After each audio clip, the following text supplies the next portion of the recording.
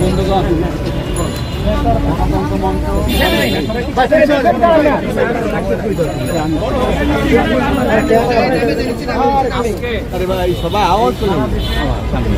সারা দেশে এই সহিংস ঘটনা এবং গ্রেফতার এই আন্দোলনে সারা দেশে হাজার হাজার নেতাকর্মীদের গ্রেফতারের প্রতিবাদে আজকে বর্জন করে আমি বলতে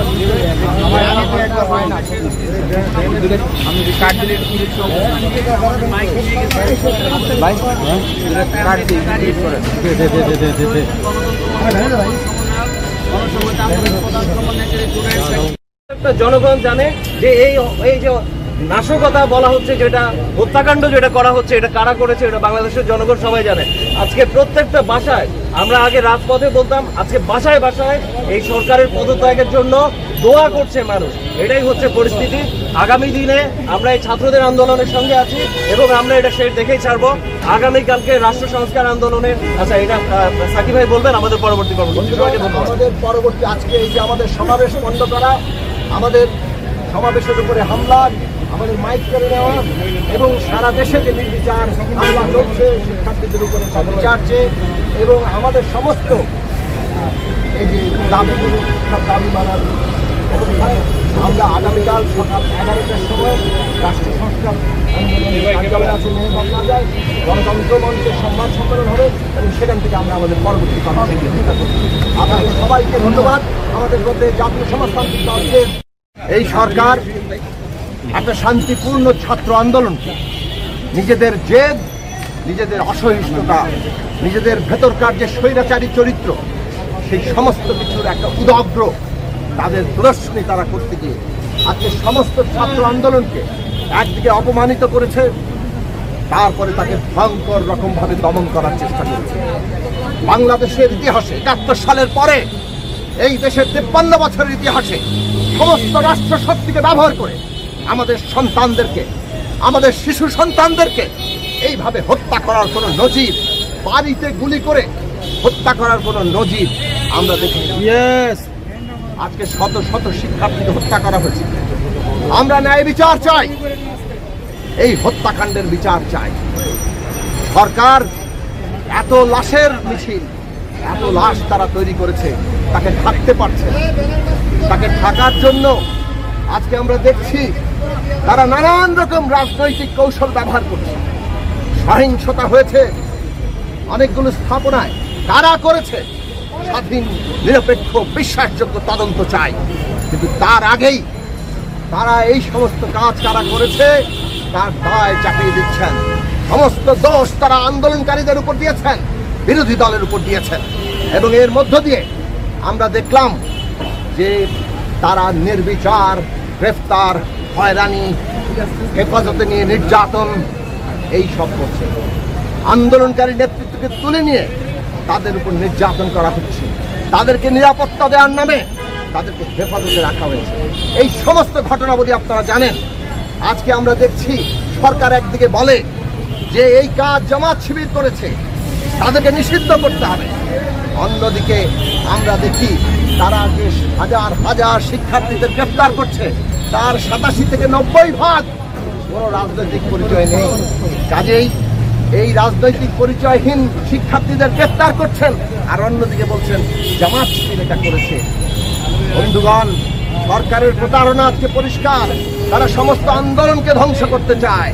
সমস্ত আন্দোলনকে ধ্বংস করার জন্য আজকে সহিংসতার দায় চাপিয়ে যেভাবে তারা অতীতে করেছে সেইভাবেই তারা আজকে এই আন্দোলনকে ধ্বংস করতে চায়।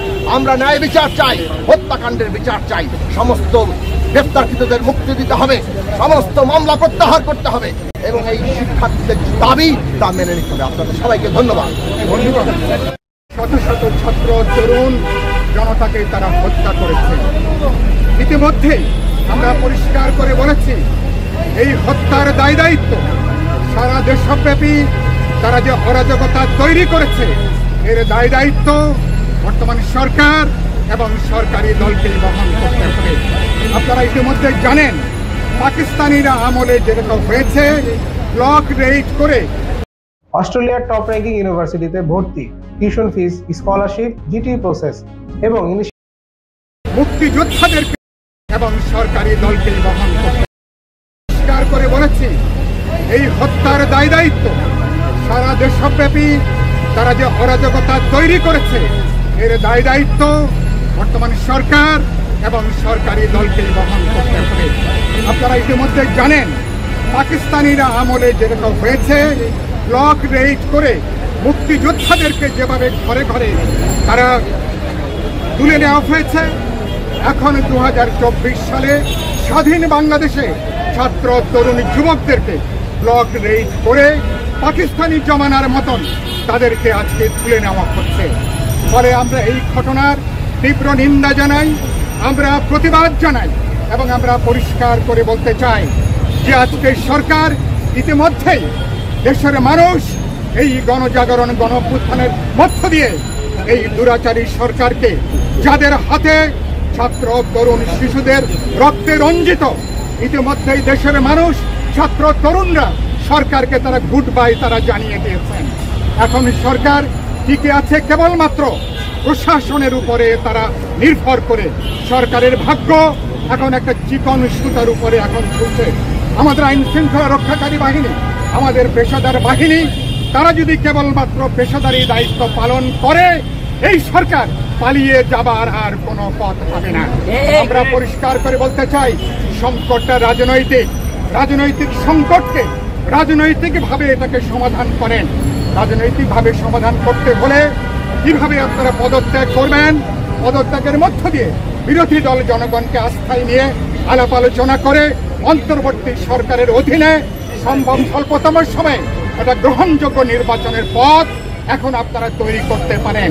সরকার যদি সে পথে না হাঁটে, তাহলে আজকে যে গণজাগরণ তৈরি হয়েছে, আমাদের শিশুরা তরুণরা, তাদের সাথে সমগ্র জনগণ, অভিভাবক শিক্ষকরা, সমগ্র জনগণ আজকে একটা ঐক্য জোট আজকে তারা গড়ে তুলেছে। মানুষের পুঞ্জীভূত ক্ষোভ তাহলে এই সরকারকে ক্ষমতা থেকে টেনে নামাতে মানুষ বাধ্য করবে। শেষে যে কথা বলতে চাই, সরকার এই হত্যাকাণ্ডকে আড়াল করতে তারা আজকে দেশের বিরুদ্ধে, জনগণের বিরুদ্ধে এক ধরনের যে যুদ্ধ ঘোষণা করেছে, এটাকে আড়াল করতে যে তারা এখন স্কেপগোট হিসাবে, বলির পাঠা হিসাবে বিএনপি জামাত শিবিরের বিরুদ্ধে তারা এখন অপপ্রচার শুরু করেছে। ইতিমধ্যেই জামাত এবং শিবিরকে নিষিদ্ধ করবার তারা সিদ্ধান্ত নিয়েছে সন্ত্রাস দমনের আইনে তাদেরকে যদি নিষিদ্ধ করতে হয়, এই সরকার গত 15 বছর দেশের বিরুদ্ধে তারা যে সন্ত্রাস করেছে, তারা যে রাষ্ট্রীয় সহিংসতা চালিয়েছে, বিশেষ করে গত 15 দিন ধরে সমগ্র দেশবাসীর বিরুদ্ধে তারা যে হত্যাকাণ্ড সংগঠিত করেছে, সরকারকে কোন আইনে এই সরকার এবং সরকারি দলের বিচার হবে, বাংলাদেশের মানুষ নিশ্চয়ই ভবিষ্যতে সেটাকে তারা নির্ধারণ করবে। আমরা দেশবাসীকে বলতে চাই, মানুষের গণঐক্যটা তৈরি করেন, রাজপথের সকল বিরোধী দলের কার্যকর ঐক্য তৈরি করেন। সমগ্র শ্রেণী পেশার মানুষ ভয়কে জয় করে রাজপথে নামতে শুরু করেছে।